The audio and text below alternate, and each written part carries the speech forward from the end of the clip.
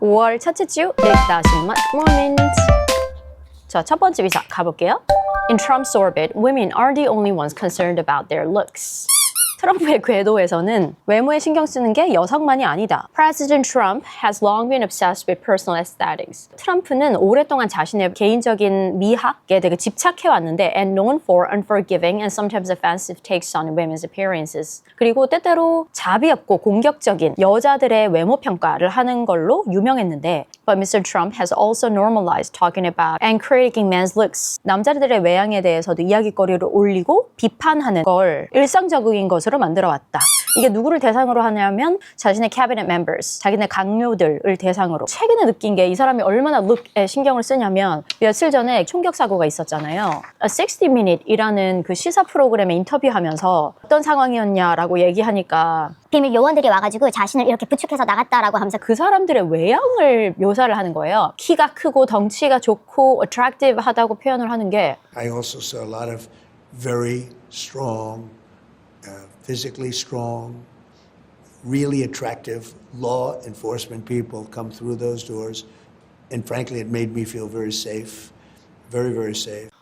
제정신? Commenting on someone's look or looks is one of the most basic forms of power play we have. 상대방의 외모에 대해 평가하는 건 우리가 되게 오랫동안 해온 power play. 그러니까 힘싸움. 여기서 이렇게 얘기를 해요. The focus on looks could be seen as part of a larger trend with men. 남성들에 대한 외모 평가를 하는 게 어떤 트렌드로 자리를 잡고 있거든요. Particularly young men, including ideas like looks maxing. looks maxing이라는 단어로 보통 대변되는 이게 뭐냐면 trying to amplify one's good looks with surgery and other methods. 저 이거 지난번에 읽다순 모멘트에서 한번 했던 것 같은데 자신의 외양의 가능치를 최대한으로 끌어올리는 걸 시술, 수술, 망치로 심지어 턱을 두드리기도 한다고. 자, 그렇게까지 남자들이 자신의 외모를 개조하려는 모습을 미국에선 보이고 있거든요. 당연히 극우를 중심으로.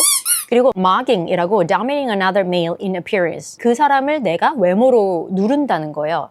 그러니까 외모로 우위에 있다는 걸 얘기를 하는 거. 이게 소위 manosphere, 남성들의 생태계에서 보통 지금 많이 회자되는 단어들이거든요.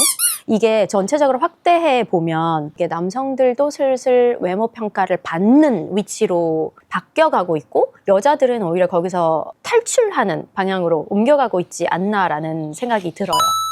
제가 그 여자들은 아름다울 필요가 없다라는 그 영상 만들고 되게 공유를 많이 해주셨거든요. 저장 댓글도 많이 남겨주셨었는데 한편으로는 그런 의문들을 되게 많이 가졌던 것 같아요. 그러니까 어디까지 자유로워질 수 있는데 어디까지 남의 눈을 신경 안 써도 되고 아름다움에 신경을 안 써도 되는데 정답 찾듯이 그래서 선이 어디야? 라는 걸 막 요구를 하시기도 했는데 그런 글을 읽고 그런 영상을 보는 것만으로도 아름다울 필요가 없어 라는 말을 듣는 것만으로도 저 역시도 되게 자유로워졌어요.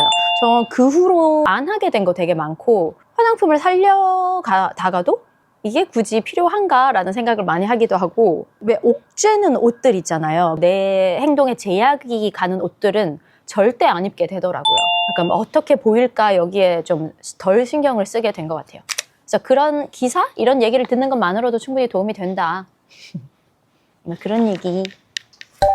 이게 이게 어디더라? 이게 어디에 나온 얘기더라? Bustle에 나왔던 글인데요. You should be reading out loud daily, but not for the reason you think.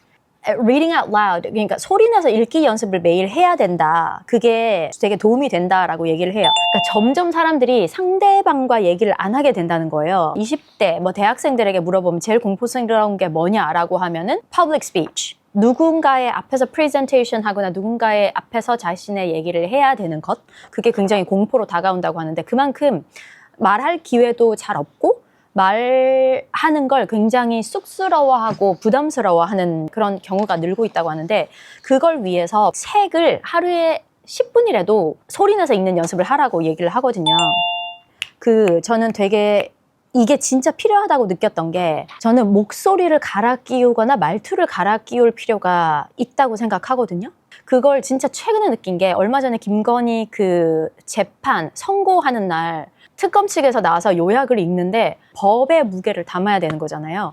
근데 그 말투 자체가 너무 어리게 들리고 너무 너무 직업의 위치에 맞지 않는 말하기의 수준? 그리고 읽기의 수준인 거예요. 최근에 그런 재판들이 많이 이루어지면서 판사들이 자신의 선고문을 읽는 것도 많이 보게 되잖아요. 그럴 때도 자신의 위치에서 이렇게 수행해야 되는 무게감이 있는데 와, 저렇게 말을 못한다고? 그 대표적인 게 그 사람이었잖아요. 레크리에이션 강사인지 판사인지 모르겠는 그분. 그래서 그런 거를 좀 알고 연습을 하시면 조금 좋지 않을까 싶어요. 제가 스피킹을 늘린 방법도 reading aloud이긴 해요. 그래서 그거 실질적으로 활용할 수 있는 방법을 조금 만들어서 가지고 오도록 할게요. 세 번째, 이건 The Atlantic의 글이었는데 Is cohabitation the feminist future? 이라고 같이 공동으로 생활하는 게 페미니스트의 미래인가? 라고 얘기를 하거든요. 최근에 여성들이 모여 사는 뭐 여자 둘이 살든지 다수로 살든지 그것에 관한 책이 많이 출간되고 있다고 하거든요. 미국에서. My Seven Mothers라는 책이 미국에서 출간이 됐는데 이게 사실은 덴마크에서 2020년에 출간된 책이라고 해요. 근데 이게 최근에 번역돼서 미국에서 출간이 됐고 Very Cold Winter이라는 책도 최근에 출간이 됐는데 이탈리아에서 1966년에 나온 책이라고 해요. 근데 이게 지금 시대와 맞아떨어져서 영어로 번역이 돼서 출간이 됐고 우리나라에 이 책 있잖아요. 여자 둘이 살고 있습니다. 번역돼서 미국에서 출간이 된다고 하거든요.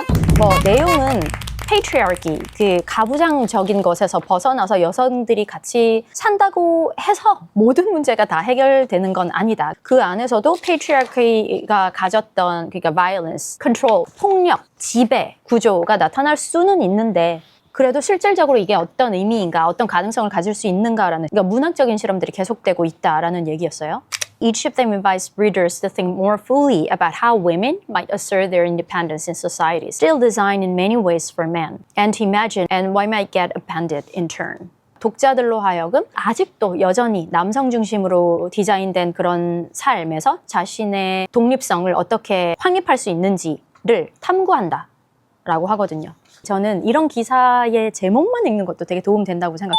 여성들이 실제로 같이 살면서 미래를 계획해 나가는 케이스들이 많아졌구나. 핵가족의 대안으로 떠오르는 방식이구나라는 거를 체크해두면 될 것 같아요. 그리고 Atlantic에서 최근에 읽은 게 좀 많은데 이거 On Losing a Daughter, 딸을 잃는 것에 대하여라는 글이었는데 제가 출근하기 전에 이걸 읽고 눈이 벌게 가지고 출근을 했습니다. 딸의 죽음을 받아들여야 하는 어머니의 이야기였거든요. 딸이 뇌종양 수술을 하면서 코르티솔이 더 이상 분비되지 않아서 그 약을 계속 섭취를 해야 되면서 생활을 하고 있었는데 딸이 이렇게 독립해서 살고 있는데 전화를 했다고 해요. 너 오늘 뭐 할 거니? 그러니까 나 친구랑 약속 있어 라고 하고 오늘 뭐 입을 거야? 이런 대화들을 엄마랑 나누고 그 다음에 받은 전화가 딸이 바닥에 넘어져서 숨진 채로 발견됐다는 그 내용이었거든요. 그래서 이렇게 얘기해요. What is the opposite of giving birth? 출산, 아이를 낳는다는 것의 반대말은 뭘까? 진짜 슬펐어요, 이거. There will be no healing. 아이를 잃는 경험에 대한 healing이라는 거는 없다. No return to who we were. 우리는 그 전에 나로 돌아오지를 못한다. Those people died at the exact moment our child did. 아이가 죽기 전에 존재했던 엄마로서의 나 혹은 나는 아이가 죽는 순간에 같이 죽었다. 이분들이거든요. Maternal grief seizes the body differently from other sorrows. 엄마로서 느끼는 슬픔은 다른 슬픔과는 다르게 몸을 사로잡는다. The attachment to our child begins at the conception. 아이에 대한 집착, 아이에 대한 애정, 사랑은 착상의 단계에서 아이가 생겼을 그 순간 바로 생겨난다라고 하면서 그 슬픔을 결국에는 약간은 소화하고 하게 된 데는 이 생각이 좀 도움이 됐다고 하는데 Fetal cells migrate during pregnancy, taking a residence in the mother's brain and organs. 아이의 세포는 임신 기간 동안 엄마의 뇌와 엄마의 장기에 남아있는다. The child's cells can remain in the mother for as long as she lives. 그리고 엄마가 살아있는 동안 계속 아이의 세포가 엄마 몸에 남아있는다. Even after death, Miranda remains alive within me. Her cells woven through my brain and blood.